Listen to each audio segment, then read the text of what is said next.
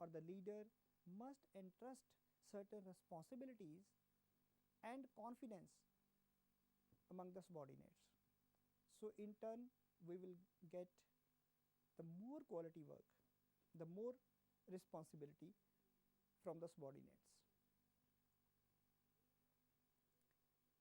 Second point is communication. This is in the leadership qualities. Directing involves the communication, that is, the order should be very clear. Communication is the process by which ideas are transmitted, received and understood by others for the purpose of effecting desired results. Communication means it is a two-way communication. The direction should be very clear, clearly audible to the workers, and we must get a feedback from the worker. Have you understood the idea? Have you understood the information conveyed to you? Next is communication may be verbal or written, orders, reports, instructions, etc. It may be in any form. A manager communicates to his subordinates as what they should do, and ineffective communication leads to confusion. Confusion created due to the incomplete information. So, the information or the instruction should be complete and clear. So,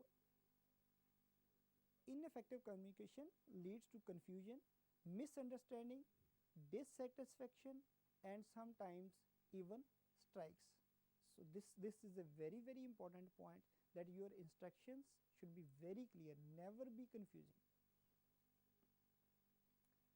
And there is another point which is called motivation.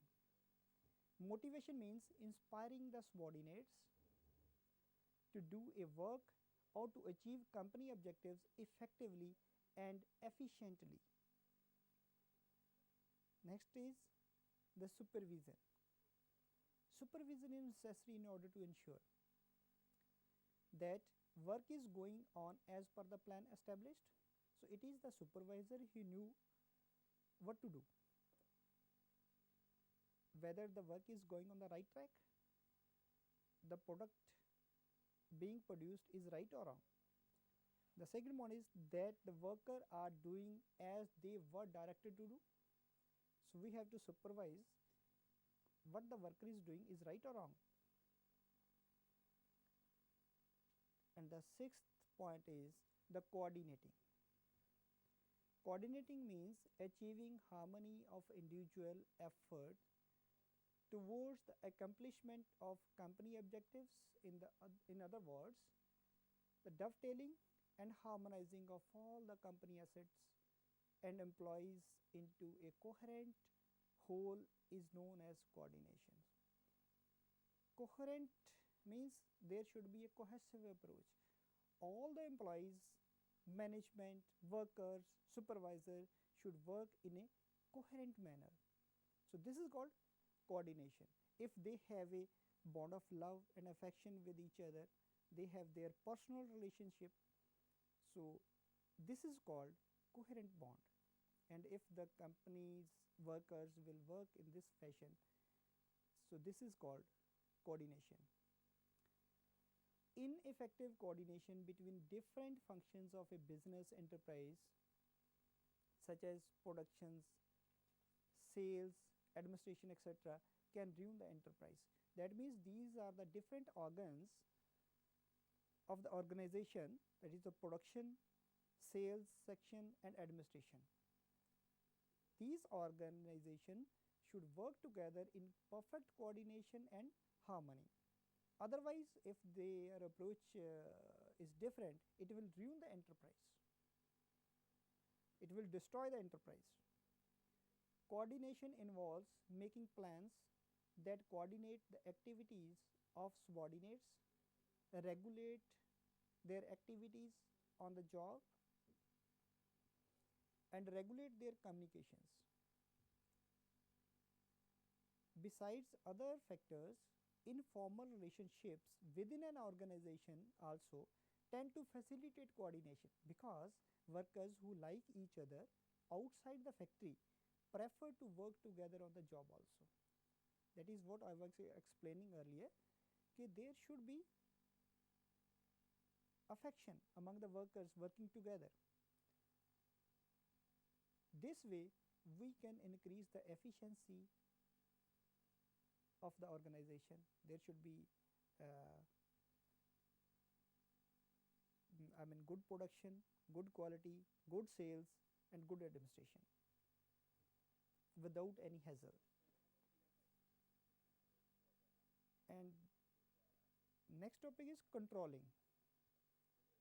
Controlling is the process that measures current performance and guides it towards some predetermined goals. Controlling involves means the monitoring of programs, activities to make sure that end objectives are being met, and the initiation of corrective actions as required to overcome problems, if any, hindering the accomplishment of objectives.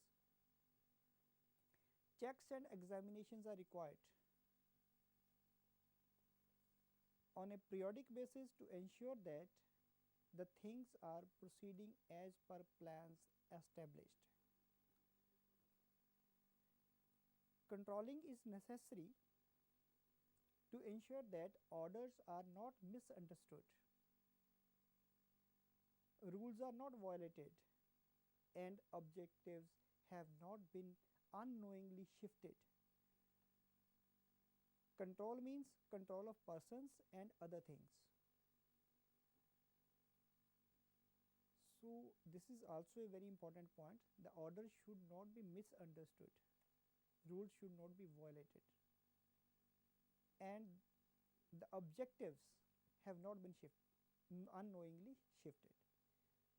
Next point is controlling is a continuous process which measures the progress of operations, verifies their conformity with the predetermined plan. Conformity means what we are doing is as per the predetermined plans. What we have planned, the same work is done there or not. So this is called conformity.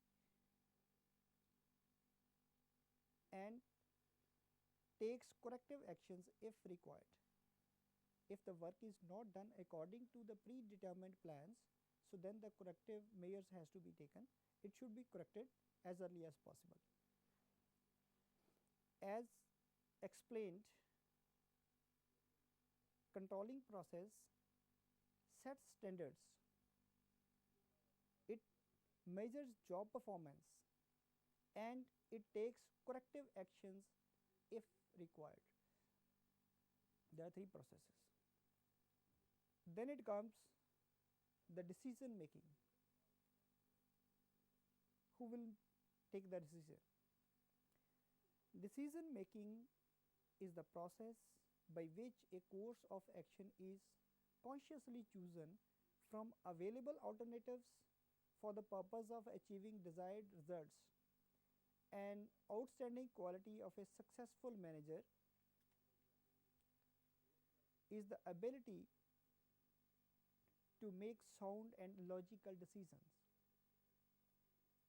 Management decisions range from establishing consumer operational development needs to the selection of a preferred system design, configuration to many other aspects of a business enterprise.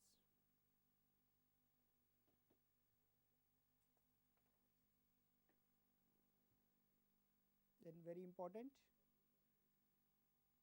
the principles of a good management.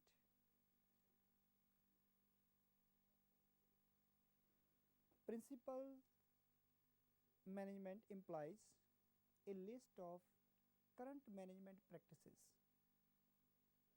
Though Taylor developed principles of management, credit goes to Henry Fayol, a French management theorist, for advocating and publicizing certain principles for the soundness and good working of the management.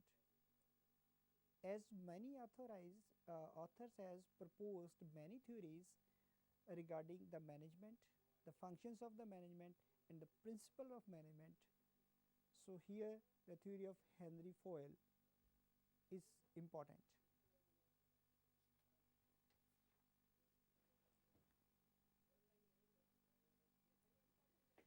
Henry Fayol listed 14 principles that grew out of his experience. They are briefed as. So Henry Fayol has experience, lot of experience, and through his experience he has pointed out and jot down certain principles which we are discussing here.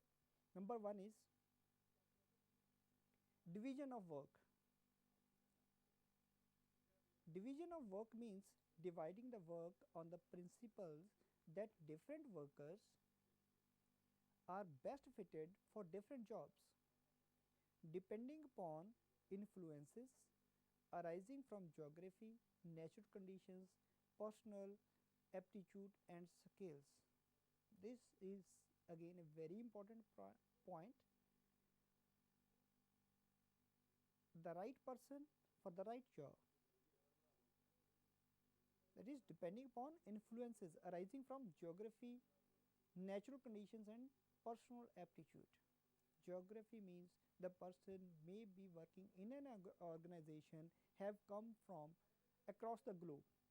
The persons living in the polar regions, in the cold countries, and the persons living in the hot and humid countries, they have their different geography. Their working environment is different. So the persons living in a cold country may not be able in the hot and humid environment. So this is the right person for the right place, for the right job. And personal aptitude. Personal aptitude means someone's mind is bent on the medical line, someone likes engineering, someone likes humanity group, someone would like to become a journalist or a lawyer. So this is the aptitude, and there are different experts even in the engineering side. In the engineering, in an organization, there may be a foundry, there may be a machining shop, there may be a testing shop, there may be a quality assurance. So we have to look into the aptitude of a person so that the best should be done for the organization. And division of work leads to specialization. If we have allotted a particular task to a person, it will lead to a specialization. For example, a tailor who made collar. Throughout the day, he will be expert in making the collars. And concept of division of labor can be applied to all kinds of work, managerial as well as technical. Authority and responsibility. Authority and responsibility should go together, hand in hand, and must be related. An executive can do justice with his responsibility only when he has the proper authority. First the authority, then responsibility. Responsibility without authority or vice versa is meaningless. Very important point is discipline. Discipline is absolutely necessary for efficient functioning of all enterprises. Discipline may be described as respect for agreement that are directed at achieving obedience applications and outward marks of respect. Then unity of command.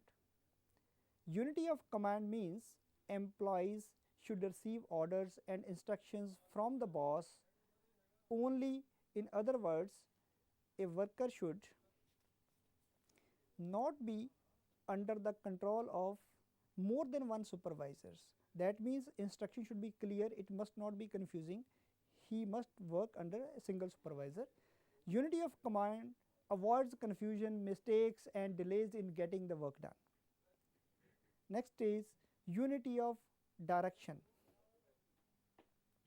It is a broader concept that the unity of command, unlike unity of command which concerns itself with the personal unity of directions, deals with the functions of the body corporate.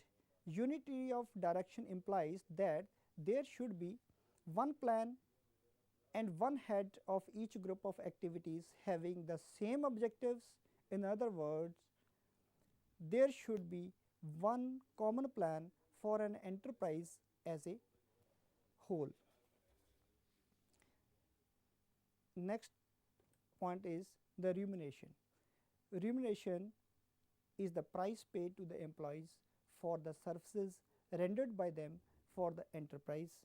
Remuneration should be fair, should be maximum satisfaction to both employees and the employer.